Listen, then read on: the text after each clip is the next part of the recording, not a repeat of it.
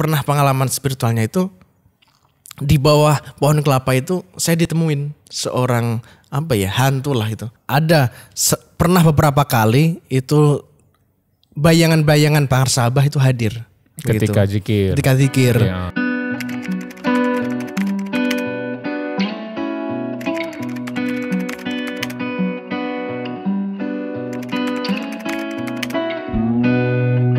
Gus Anies Lukmanul Hakim. Siap, Pak Idan. Ente kenapa bukan hakim tapi hakim? Oh, itu dulu sejarahnya itu orang tua mau nulisnya hakim. Hakim. Gak pakai Terus hakim. Nah, tapi nggak tahu karena ejaan lah. ejaan ya. Begitu. Tapi kalau dibaca juga hakim Nah, juga. betul. Cuman Maksudnya. kan secara umum orang hakim biasanya Iya. hakim ya. Betul. Berarti itu ada tapi bukan kesalahan administrasi waktu di Dukcapil tuh, bukan? Oh, bukan. Oh, kalau ini kan Nugraha Ramadan. Nah itu kata orang tua Ane itu kesalahan di Dukcapil waktu itu. Di daftarnya sih Nugroho Ramadan. Salah tulis Nugraha Ramadan gitu. Ane pikir ente di sana salahnya. Ngomong-ngomong bisa dipanggil Gus, gimana ceritanya nih Gus? Nah, itu aslinya itu dulu Kan memang ini kan, tapi kan mbah-mbah kalau nggak salah tuh kiai-kiai juga ya yang kemarin belum lama wafat tuh. Oh ya, alhamdulillah kalau dari keturunan, ibaratnya keturunan orang, ada orang ilmu lah ibaratnya gitu, orang ya beragama. Keluarga santri ya. Keluarga santri, betul. Nah, itu terkait dipanggil Gus itu baru masuk Jakarta aja karena justru masuk Jakarta dipanggil Gus. Jakarta, betul. Itu karena mendampingi Pak Kiai Haji Wafiuddin begitu. Awal-awalnya itu karena selalu mendampingi beliau, ikut beliau. Nah, ibaratnya mengikut itulah. Dapat berkahnya. Dapat berkahnya ngiring kepanggil kiai. Gus. Betul. Aslinya gitu. juga enggak gitu, terlalu berat kalau untuk menyandang Gus juga gitu kan. Terlalu berat. Emang berarti berapa ya sekarang? Nih Gus Anies. Pertama kali ke Jakarta itu kalau nggak salah tahun 2015. Itu bulan Agustus. Gimana tuh sebelum itu ceritanya sebelum akhirnya bisa ke Jakarta? Karena kan dari situ kan jadi wasilahnya Gus Anies nih bisa ber-TKN tuh ya. Iya, betul. Gimana tuh cerita dulu Gus? Baik, nah saya ceritakan mundur ke belakang dulu ya. Iya. Jadi tahun 2012 waktu itu saya masuk pesantren, waktu itu masuk SMK juga. Nah masuk SMK itu waktu pesantren gitu 2012 lalu 2014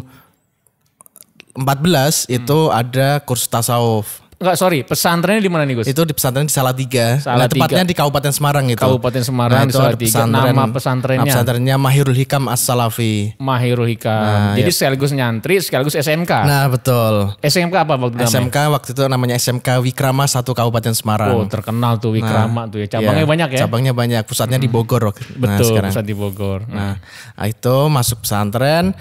Di pesantren itu saya nggak pernah ngaji. Waktu di Mahirul Hikam ini? Nah Mahirul Hikam. Itu kalau kebiasaan itu kan. di Mahirul Hikam mulai tahun berapa tuh? Apa itu 2012 SMP? 2012 masuk SMK. Oh pas masuk SMK. Oh iya masuk SMK 2012 masuk pesantren itu Gak pernah ngaji. Gak pernah ngaji. Awalnya itu 1 minggu ditaruh di asrama. Di asrama putra. Nah tapi namanya pesantren ya, kebanyakan itu kalau udah masuk pesantren kok gudikan gitu. Waktu itu saya itu sebenarnya emang di sana itu mohon maaf. Emang di sana kemarin airnya kurang bagus.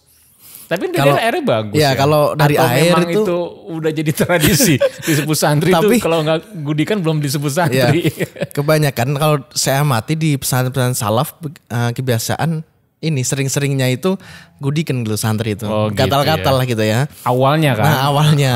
Nah 1 minggu taruh di asrama putra. Saya nggak betah. Nah saya itu mencari kesunyian, keheningan lah ibaratnya gitu. Nah akhirnya saya pindah lah ke Kobong waktu itu, ke Gubuk. Nah ada jadi pesantren itu ada asrama putra, ada Gubuk gitu. Gubuk itu rumah-rumah kecil yang dibikin oleh santri senior gitu. Oke, itu masih di lokasi pondok ya? Betul. Nah setelah itu kok masih juga seluruh badan, waktu itu seluruh badan ini gudikannya. Betul. Nah seluruhnya lah itu ya. Nah akhirnya kok nggak sembuh-sembuh, tapi kalau dibawa pulang sehari itu sudah mendingan, tapi balik ke pesantren kumat lagi begitu. Terus apa yang menyebabkan masih betah di pesantren kalau Gudikan tuh? Wah itu mungkin ada apa ya, daya tarik tersendiri dan yang gitu. tidak bisa diungkapkan soal itu. Betul. Akhirnya 1 bulan saya pindah lagi dari Asrama Putra, pindah ke Kobong, ke Gubuk itu, lalu pindah lagi ke makam. Jadi di sebuah pesantren itu, di pesantren Mahirul Hikam, itu di belakang itu ada makam dari Alap-Alap Sambernyowo. Nah itu makam wali. Nah di situ belum ada yang batin waktu itu. Itu makam ya? Iya. Itu makamnya siapa? Gus? Ki Ageng Dipoyudo. Ki Ageng Dipoyudo. Beliau itu siapa nah, tuh? itu senopatinya Sunan Kalijaga lah. Itu masih ada terah ke Sunan Kalijaga. Senopati masa zaman Sunan Kalijaga. Iya betul. Dari Alap-Alap Sambernyowo. Jadi dari apa namanya? Alap-Alap Sambernyowo. Alap-Alap Sambernyowo. Jadi dari Kobong pindah ke makam. Iya. Itu masih nggak ada yang nempatin waktu kosong. Waktu itu nggak ada nempatin, juga makamnya belum seperti sekarang maksudnya. Belum sekarang. Sekarang sudah bangun megah lah gitu. Nah, akhirnya saya pindah ke situ, semua barang-barang saya pindah situ. Nah, akhirnya agak agak sembuh Gudikennya itu karena saya di situ sendirian. Itu gelap, nggak ada lampu waktu itu. Udah ada atap belum tuh? Nah, itu belum ada. Atap belum ada. Nah, saya itu dulu masih kan dulu jarang hujan lah. Jarang hujan. Musim panas lah waktu musim panas betul. Nah, beriringnya saya tinggal di situ awalnya itu dikasih terpal dulu. Dikasih terpal. Gus yang ngasih sendiri tuh ya, bikin terpal. Iya, saya sama senior lah di situ. Nah, saya tinggal di situ. Saya bagian bersihin makam. Terus kalau ada orang ziarah layani lah gitu dari ibaratnya. Biasanya itu orang kalau mau ziarah itu belum tahu lah asal masalahnya, kadang belum tahu sejarahnya. Guide-nya lah nanti jelasin ya. Guide-nya betul. Nah akhirnya di situ kadang yang balikin sandal, ngasih ibaratnya mengambilkan air minum gitu. Nah pengalaman di situ beberapa kali lah. Saya sering begadang di pesantren itu. Nah begadang di makamnya itu. Di makam itu. Begadang sampai pagi sekolah kadang ngantuk gitu. Sering-sering ngantuk gitu kan. Iya. Sekarang juga masih ngantuk ya. Nah, kadang suka kena hukuman juga kan, karena begadang terus. Nah, pernah suatu malam itu pukul 12:30 malam, itu malam Jumat. Yeah. Nah, itu saya begadang sama kawan-kawan di situ. Saya sukanya itu membakar ini. Menyan. Pogong, bukan. Apa? Ketela, bakar ketela ya. Sambil begadang, bakar ketela. Betul. Nah itu makamnya itu kan di paling belakang sepi lah itu. Di bawahnya ada bambu-bambu gitu kan, pohon bambu. Nah di bawah pernah pengalaman spiritualnya itu di bawah pohon kelapa itu saya ditemuin seorang hantu lah itu. Nah, seorang hantu ditemuin hantu lah gitu ya. Ditemuin hantu gitu loh. Nah, itu dia mengambang. Jadi tidak langsung menapak ke kaki. Nah, tiba-tiba menapak ke tanah. Nah, iya, kakinya tidak menapak ke tanah. Nah, gitu. kakinya tidak menapak ke tanah.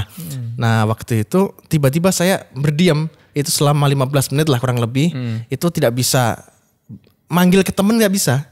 Saya melihat saling tatap-tatapan nih. Itu Gus, ente tuh lagi posisi duduk, diri, tidur atau gimana? Itu lagi ngambil kayu, artinya cari kayu untuk bakar ketela itu. Oke, nah, itu sendirian tuh malam? Sendirian, tapi di samping makam itu ada 2 santri.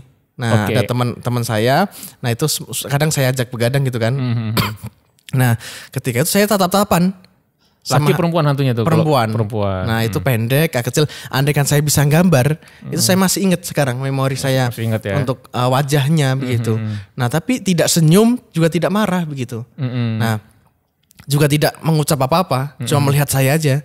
Nah ketika itu, habis itu saya melihat ke kawan saya ini di santri ini, lalu tiba-tiba menghilang. Udahlah di situ. Oke. Itu pertama. Terus yang kedua, ketika pukul siang-siang itu jam 11 siang, itu ada orang ziarah. Itu saya mendampingi, saya mimpin ziarah. Nah, di depan makam itu ada kotak amal besar. Nah, ketika itu lagi ziarah, zikir jahr lah, la ilaha illallah. Nah, di situ tiba-tiba itu ada angin kencang. Seperti angin puting beliung. Siang tuh ya? Siang itu seperti ada tamu gitu, tamu goib. Nah itu bisa melempar kotak amal itu sejauh 3 meter. Jadi itu kotak amal dari kayu, dari besi, dari kayu jati. Nah, itu besar. Tiba-tiba kena angin, betul. Nah, sampai terpalnya ini roboh. Oke. Jadi menjatuhin saya sama peziarah ini. Sama yang peziarah. Jadi terpalnya ambruk, kotak amalnya kelempar 3 meter. Iya, betul. Melewati depan saya. Jadi posisinya ini saya ziarah makam, nah depan makam ini kotak amalnya. Nah ternyata ya. Betul. Nah kata pengasuh pesantren, ini ada tamu dari saudaranya. Jadi saudaranya Ki Ageng Dipo Yudo. Beliau bersaudara 4 lah, punya saudara 4. Itu kata siapa Gus? Kata pengasuh pesantren Pak Kiai Muhammad Toha. Setelah kejadian jenengan lapor sana. Saya laporan. Nah di situ akhirnya 2015 itu ada kursus tasawuf. Nah sebelum ini ketika kejadian ada angin puting beliung itu sampai di situ aja. Maksudnya nggak ada interaksi lagi. Maksudnya nggak ada. Ada yang nongol lagi tuh nggak? Nggak ada. Itu. Nah sebelum masuk ke 2015 nih kursus tasawuf. Itu apa yang menyebabkan ente Gus mau pindah dari Kobong atau mungkin dari asrama ke makam, tinggal di makam itu kan sepi sendiri. Saya memang pernah sih sekali ke sana ke makam tersebut gitu kan udah rapi pakai ada bangunan ya, udah di keramik. Nah, kalau kemarin itu kan baru makam aja belum ada bangunan, belum ada keramik. Itu kan apa yang menyebabkan ente mau tinggal di sana? Nah, saya itu seolah-olah ketarik begitu. Saya seolah-olah ketarik, artinya saya di pesantren itu suka amalan-amalan. Nah kalau ketika di pesantren salaf biasanya itu suka di pondok itu suka ada amalan-amalan lah gitu. Ya. Nah wirid-wirid begitu. Nah itu saya suka amalan-amalan. Nah saya itu gelisah. Di pesantren itu gelisah. Ini apa sih sejatinya saya mesantren, hakikatnya saya mesantren itu apa begitu. Nah kok saya tinggal ini tidak kurang tenang lah begitu. Kesana kemari tidak tenang. Akhirnya saya itu tiap malam begadang mencari tempat yang dimana saya itu supaya bisa tenang, nyaman begitu. Nah akhirnya dapatlah di pesantren di belakang itu di makam itu. Nah, berapa lama tuh di makam tinggal Gus? Hampir 3 tahun. 3 tahun ya? Lenyang dari ya? awal masuk angin Gus? Betul enggak, alhamdulillah. Awal masuk sampai keluar pesantren boyong, nah itu masih tinggal. Jadi begitu masuk SMK Wikrama sekaligus mondok di pesantren Mahirul Hikam di Salatiga As-Salafi. Nah di situ dari 2012 3 tahun 2015 gimana ceritanya bisa ada kursus tasawuf tuh? Masuknya gimana tuh? Nah jadi di pesantren itu ada banyak lah murid tarekat. Berbagai tarekat. Di pesantren Mahirul Hikam. Iya betul. Nah di situ, tapi pengasuh pesantren Pak Kiai Haji Muhammad Toha itu mengambil sanad tarekatnya itu ke Syekh Ahmad Sohibul Wafa Tajul Arifin atau Abah Hanom ke Surelaya. Gitu. Nah itu sejak kapan beliau? Kalau dulunya pernah cerita ke saya itu dulunya pernah ke TKN Pranggen awalnya. Ke TKN Pranggen Syekh Muslih. Nah tapi kurang tahu lebih dalamnya, tapi waktu itu lalu ngambil sanatnya ke Abah Hanom gitu. Tahu nggak Gus kira-kira kapan waktu itu beliau mengambil talqin zikir ke Abah Hanom? Untuk mengambil lebih tepatnya untuk awalnya ke Abah Hanom itu saya kurang tahu, tapi ketika masih hidup Pangarsa Abah itu beliau sering dan jamaah itu sering dibawa ke sana ke Surelaya. Mungkin ini ya kalau enggak salah mungkin saya pernah jumpa Pak Kiai Toha juga tuh kalau enggak salah kan sering ada ziarah Wali Songo atau ke Pamijahan. Jadi pulang tuh singgah ke sana gitu ya. Betul. Nah, dan banyak juga jamaah TKN Surelaya di Kabupaten Semarang itu di sekitar pesantren. Iya. Nah, akhirnya ada kursus tasawuf di Mahirul Hikam. Iya, betul. Nah, bahasa kursus tasawuf itu belum itu akhir-akhir ini, tapi di awal itu digaungkan itu pendalaman sufi. Nah, jadi pendalaman sufi begitu. Nah, itu hanya untuk orang-orang sepuh begitu, orang-orang tua. Orang-orang tua. Nah, kebanyakan kalau di pesantren-pesantren itu mendengar kalimat sufi itu kadang untuk orang tua aja. Orang tua. Nah, untuk santri-santri mendalami dulu syariatnya lah ibaratnya gitu. Kalau sufi kan ibaratnya udah tingkat hakikat ma'rifat lah. Itu kan asumsi yang muncul di publik bahwa belajar tarekat sufi itu kalau untuk sudah usia 40 lah, Betul. sudah menguasai kitab inilah, fikihnya juga, nah gitu ya. Betul. Nah betul. jadi ketika acara dalam tanda kutip yang sekarang disebut kursus tasawuf itu dulu namanya pendalaman sufi. Nah di situ kebanyakan santri tidak berani untuk ikut masuk dalamnya. Itu pertama. Terus yang kedua, untuk walaupun itu sudah santri senior pun kadang sungkan karena untuk menjagalah itu bagian orang-orang tua aja lah gitu. Orang-orang sepuh lah ya. Orang-orang sepuh. Nah, terus akhirnya karena waktu itu saya selain menetapnya di makam di belakang, saya abdi dalam. Jadi abdi dalam itu bagian melayani tamu-tamu ketika tamu itu berkunjung ke rumah pondok, rumah pengasuh lah gitu. Nah, dengan adanya kursus tasawuf itu saya aktif lah melayani untuk peserta kursus tasawuf ini. Dapat double dong ya. Nah, dapat double. Iya, materi dapat. Betul. Ngelayan ini juga. Ngelayan dapat. Nah, akhirnya saya ikut di dalamnya. Dalam ruangan. Dalam ruangan itu selain mengantar makanan, mengantar minuman untuk para peserta, saya ikut di dalam standby lah gitu, standby di belakang sambil mendengarkan pemateri. Waktu itu ada tim Radix ya dulu, itu dari Teken Center Jakarta. Nah itu dari pimpinan Pak Kiai Wafiuddin sama rombongan 1 waktu itu. Siapa aja dulu Pak Kiai Wafi? Dulu Pak Kiai Wafiuddin, terus Pak Kiai Abu Arif almarhum Kiai Abu Terus Arif. ada Ustadz Ohdi. Ustadz Rohdian. Rohdian. Asep. Ya betul Ustadz Asep. Terus ada waktu alumni Holwat. Itu orang Pemalang kalau nggak salah, itu ada 2. Nah di situ ada itu banyak juga tapi belum Ustadz Andika. Waktu itu belum ikut kalau nggak salah. Belum ikut ya? Belum kenal ya. Belum kenal. Akhirnya sekarang kenal jadi abang diangkat. Ya Ustadz Andika ya. Nah terus di situ ada kursus tasawuf, saya standby di belakang. Di belakang, saya mengikuti. Awal itu setiap ada kursus tasawuf, pendalaman sufi itu materi pertama itu MDMI, mengenal diri, menggapai ilahi. Nah, saya ikutin di belakang itu, di forum, di kelas itu. Nah, selain saya ikuti materinya, tiba-tiba kok talqin dzikir gitu. Nah, penyampaian talqin, tapi saya tidak tahu sebagai santri ibaratnya belum begitu lama pesantren. Santri yang belum tahu itu apa tarekat secara detail, terus ada proses talqin, dan itu juga nggak tahu kalau itu adalah proses talqin zikir. Nah itu taunya setelah akhir-akhir itu. Tapi waktu itu ngikutin proses talqinnya? Ngikuti materinya, ikuti talqin zikir. Sami nawatoknya lah. Iya, menang banyak lah pokoknya jadi abdi dalam ya. Betul, alhamdulillah. Nah di situ tiba-tiba kok saya udah tiba-tiba Pak Kiai Haji Wafiuddin semua selamat menjadi manusia zakirin gitu lah, murid TKN Suryalaya begitu. Saya pikir merenung sejenak lah, apakah saya sudah di beat? Talqin zikir itu kalau pesantren itu biasanya seringnya beat begitu.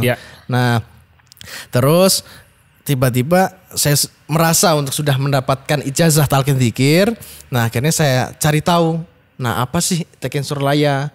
Nah, terus siapa sih mursidnya? Terus kitab-kitabnya apa aja? Nah, itu googling internet waktu itu. Belum ada. Itu jadi cari tahu itu lewat para peserta yang sudah senior itu. Jadi sudah mengamalkan, mengikuti pernah berkunjung ke Abah Hanom gitu, nanya-nanya.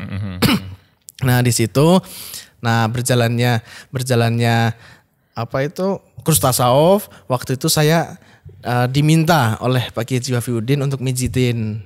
Nah itu malam-malam. Nah untuk mijitin berjam-jam waktu itu mijitin beliau. Jadi pertama kali jumpa beliau, pertama kali mijit beliau. Nah itu cukup lama karena beliau mungkin posisi capek waktu itu habis ngajar ya, habis ngajar. Nah sebelumnya betul. Nah itu Nah ini sebelum ke Jakarta, ini cerita untuk di pesantren dulu. Nah itu saya dapatlah kitab Ugrul Juman yang kecil waktu itu. Nah saya amalkan tiap malam itu. Awalnya saya ikutin di caranya lah untuk di masjid itu. Nah habis itu setelah selesai kursus tasawuf itu saya mengamalkan sendiri di makam itu. Mengamalkan di makam sendirian. Ya, di masjid ada juga sebenarnya. Ada. Nah saya mengamalkan sendiri di belakang. Nah posisinya itu saya belum tahu bagaimana caranya sebenarnya begitu. Ini kan ada kalau dalam khataman, khataman itu dibaca 100, ada berapa ribu begitu. Nah, waktu itu pernah tengah malam itu saya mulai jam 9 malam, itu saya hamalkan semuanya. Artinya saya baca semua. Baca kulhunya 500, salawatnya ada 100, ya latifnya 11.000 sekian gitu diamalin tuh ya. Saya amalin full. Nah sampai pagi sampai jam 3 itu belum selesai. Nah ini gimana ini caranya supaya selesai gitu. Apakah ibaratnya Abah Hanom dulu sebagai mursyid juga mengamalkan segini banyak begitu kan. Saya juga gak tahu, ingin mencari tahu gitu. Nah akhirnya karena tidak selesai dan ingin terus mencari tahu, tanya-tanya ternyata bisa diamalkan secara tiga kali, 7 kali gitu. Nah, secara istiqomah lah ibaratnya begitu. Kalau tidak cukup waktunya. Nah, mulai dari situ tahulah itu ternyata zikir khatam tam, itu yang dinamakan zikir khatam tam. Itu di situ. Nah, lalu dengan berjalan sambil mijitin Pak Ki Wafiuddin tadi, nah itu ditanya-tanya, Nis sekolah di mana begitu? Tanya, saya di sekolah di SMK Wikrama sini Pak Kiai gitu. Nah, kelas berapa? Kelas 3 gitu. Nah, sebentar lagi mau ujian, mohon doanya Pak Kiai gitu. Oh ya gitu. Nah, dengan beriring yang berjalan sambil mijitin, sambil ngobrol, nah tiba-tiba beliau di akhirnya, ya udah nanti kamu ikut saya ke Jakarta gitu. Langsung tuh ya. Nah, tiba-tiba beliau langsung bicara begitu. Nah, dikasihkan nomor. Nah, dituliskan beliau itu waktu itu ngasih saya nomor 2. Ada 2 nomor dikasihkan saya, dituliskan, "Nih, kasihkan nih nanti WhatsApp aja" gitu. Nah, namanya di pesantren enggak pernah megang HP. Nah, itu tidak tahu WhatsApp waktu itu dulu. Belum tahu ada WhatsApp ya. Belum tahu. Itu awal-awal. Nah, itu taunya BBM. Sekarang begitu tahu WhatsApp terus ya. Chatting terus. Nah, akhirnya saya cari tahu. Nah, itu setelah ujian saya kontak beliau. Nah, kontak beliau, minta HP ke orang tua, kontak beliau, akhirnya diminta untuk ke Jakarta, dikasih alamatnya. Nah, sebelumnya izin dulu ke pengasuh pesantren Pak Kiai Haji Muhammad Toha. Nah, itu suruh di pesantren dulu. Nah, khidmat lah sebenarnya gitu. Nah, akhirnya itu bulan Mei Pak Kiai Haji Wafiuddin datang itu. Mei 2015 ya. 2015. Nah, terus 2015 di bulan Juni itu Lebaran, Juni atau Juli itu Lebaran, saya diajak Pak Kiai Haji Muhammad Toha itu ke Sragen. Itu ibaratnya Lebaran di sana. Itu waktu itu saya mijitin beliau. Jadi di pesantren itu saya selain khidmat di makam, juga abdi dalam, juga tukang pijit saya. Itulah kelebihannya ya. Alhamdulillah dari berkat tukang pijit itu bisalah naik ke Jakarta. Nah ketika di Lebaran itu di Sragen itu saya bilang sambil mijitin Pak Kiai Haji Muhammad Toha itu, bilang saya sampaikan bahwa saya untuk mau ikut Pak Kiai Haji Wafiuddin begitu. Nah, akhirnya boleh diizinkan tanggal 5 Agustus 2015 saya berangkatlah ke Jakarta. Nah, akhirnya ke Jakarta itu wasilah berkah mijit tadi. Betul. Ke Jakarta sama siapa? Diantar waktu itu masalah ya, sama menantunya Pak Yai. Betul, awalnya itu tiket itu sudah dibeli sama Pak Kiai, mau diantar secara langsung sama Pak Kiai Haji Muhammad Toha. Nah, tapi karena beliau ada keperluan, akhirnya ditukar sama menantunya sama putri yang kedua.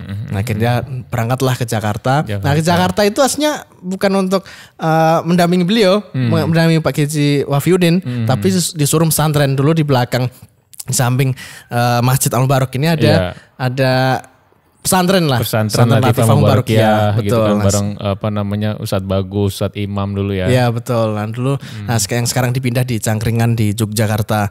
Nah, aslinya suruh ngafal Al-Qur'an di sini, tapi saya itu kurang minat untuk menghafal Al-Qur'an. Enggak doyan lah ya. Iya. Saya kalau kitab boleh lah gitu, belajar kitab. Tapi kalau untuk Al-Qur'an ngafalin susah ya. Nah, akhirnya sama sama gue loh. Nah, akhirnya karena berikan waktu, karena nggak ngafal-ngafal nih, nah agak bandel, akhirnya Pak Kiai Wafiuddin minta untuk saya pindah ke rumah beliau di BP 4, Balai Pustaka 4. BP 5? Iya BP 5 betul, Balai Pustaka 5. Nah terus di situ ya bantu-bantu ada dompet duafa. Terus nah selain itu akhirnya diminta untuk awal itu bulan September, Agustus September. Nah September itu dikirimlah ke Sorelaya, Milad Sorelaya ke 105. Ya, nah, itu di sana untuk bantu-bantu jualan itu baju bazar lah ya. itu. Nah, jadi ente nih Gus ke Jakarta itu Agustus 2015 ya kan. Dari situ bantu di BP5 untuk dompet ikut tahfidz Quran dulu, terus ke dompet Duafa bantu, terus juga sempat ke TKN News Radix kalau nggak salah dulu ya. Betul. Nah akhirnya mendampingi Kiai Wafi. Nah, gimana nih Gus? Akhirnya itu kan nggak kepikiran sebelumnya kan? Iya betul. Ke Jakarta itu akhirnya bisa dampingi Kiai Wafi Udin gitu kan? Iya. Gimana itu Gus? Nah itu tidak disangka juga. Jadi begini, kalau flashback di belakang ke belakang itu waktu di pesantren itu saya selalu mengirimkan doa itu kepada Pak Kiai Wafiuddin. Atau di pesantren setelah kursus tasawuf? Ya setelah kursus tasawuf. Saya setahunya itu Pak Kiai Wafiuddin itu mursyid beliau. Oh dikiranya awal? Dikiranya awal. Saya mengiranya itu beliau mursyid. Ketika kursus tasawuf karena menyampaikan talqin atau bayat yang tadi ente sebut. Betul. Nah ternyata beliau itu wakil talqin. Nah saya kirimkan awal-awalnya saya kirimkan doa lah Al-Fatihah. Nah saya itu ila hadrati dulu lah. Saya biasanya itu awal-awal pesantren saya kirimkan. Hobi ente kan ngirim Fatihah. Nah betul. Nah karena mau transfer duit juga belum punya gitu kan. Iya. Nah terus di situ saya kirimkan doa terus tiap malam itu. Nah saya itu biasanya saya kasih air depan lah gitu kan. Ibaratnya untuk metalisir badan juga, kalau haus kan begitu kan. Haus, ya. Nah, itu bita hade lo ya. Nah, terus akhirnya tahulah mungkin ketarik sama oleh Pangarsa Abah untuk ditempatkan atau enggak mengikuti untuk mendampingi Pak Kiai Wafiuddin begitu. Nah, jadi Gus ini belajar TKN Suryalaya ini wasilah mondok di Mahirul Hikam, terus kan ada kursus tasawuf di sana, akhirnya bisa berangkat ke Jakarta, jumpa Kiai dan mendampingi dan belajar TKN ini ketika Pangarsa Abah sudah wafat belum. Ada nggak Gus pengalaman Gus? Kan belajar tarekat ini kan di luar ruang dan waktu ya. Meskipun Pangarsa Abah sudah wafat, banyak juga ikhwan-ikhwan yang lainnya itu akhirnya meyakini bahwa Pangarsa Abah ini benar-benar mursyid yang kamil mukamil ketika mengalami pengalaman spiritual. Kalau yang dulu mungkin yang senior katakan, senior itu maksudnya yang lebih awal belajar zikir sempat jumpa Pangarsa Abah. Memang ada kenikmatan tersendiri gitu kan, bisa melihat wajahnya gitu kan, menyentuh tangan beliau, mendengar doa dan cerita. Nah kalau Gus Ani sendiri gimana? Ada pengalaman nggak? Jadi ada pernah beberapa kali itu bayangan-bayangan Pangarsa Abah itu hadir ketika gitu. zikir. Ketika zikir. Nah, awal-awal mengamalkan itu badan panas. Badan panas. Nah, badan panas robitoh lah ibaratnya bertawajuh mengingat wajah Abah begitu. Nah, karena posisi waktu itu di makam sepi, tidak ada siapa-siapa. Nah, itu posisi gelap juga. Nah, sendirian Abah itu seperti hadir gitu, seolah-olah tuh hadir. Tapi ketika awal tuh nggak kuat, mau membuka mata itu nggak kuat. Nah, siapa yang hadir ini mau melihat secara langsung begitu. Nah, karena posisi Abah sudah wafat. Nah, tapi ketika dibuka itu nggak ada. Itu saya itu lama lah untuk mau membuka mata itu lama, tapi terus zikir, badan semakin panas. Zikir jahar. Nah, zikir jahar terus mengamalkan. Nah, ketika dibuka itu nggak ada. Nah, tapi dalam bayangan itu di samping itu Abah hadir gitu. Hadir ya. Nanti emang secara ininya roh lah, ibaratnya spiritualnya itu emang Abah selalu mendampingi murid-muridnya. Terakhir nih Gus, Ane mau nanya Gus. Kenapa ente senang banget ziarah Gus? Ini setiap ada safari dakwah, pergi segala macam, ente tuh hobi tuh ziarah. Bahkan kalau di ziarah nih berapa kali Ane mergokin ente nih Gus, sengaja tidur di makam. Maksud gini, waktu kita ke Solo ziarah, ini anak malam tidur nih nyari jalan-jalan tidur. Nah, apa sih pertanyaan pertama, apa sih yang membuat ente senang ziarah? Yang kedua, kayaknya nih Ane pernah mergokin ente beberapa kali tidur di tidur itu dalam arti apakah menyengajakan atau tertidur nih? Gimana coba Gus? Yang pertama posisi kenapa suka ziarah itu tenang. Diri ini tenang lah. Kalau di makam itu tenang, entah kenapa atau faktornya itu dulu pernah tinggal di pesantren, tinggal di makam lama, merasa ketenangan itu ada di makam gitu. Nah itu seperti terayomi lah gitu. Nah itu pertama tenang. Terus kenapa itu tadi tidur? Kalau zikir khafi sukanya itu ikut terlelap betul. Nah itu tidur kadang ketiduran begitu. Tapi di situ ada apa ya? Pengalaman tersendiri lah. Gimana artinya, tuh kalau boleh sharing Gus? Nah kita itu kalau ziarah pertama itu kalau masuk sebuah wilayah itu pasti ada yang menunggu lah. Artinya ada ibaratnya itu pemangku di situnya lah. Nah sebuah wilayah itu. Nah kita pertama itu untuk su'uluk salam lah gitu. Habis itu kalau ada sebuah makam, nah itu kita patutnya untuk ziarah lah gitu. Nah itu menyambungkan diri kita kepada Allah supaya tersambunglah dengan ruh yang ada di makam itu. Betul.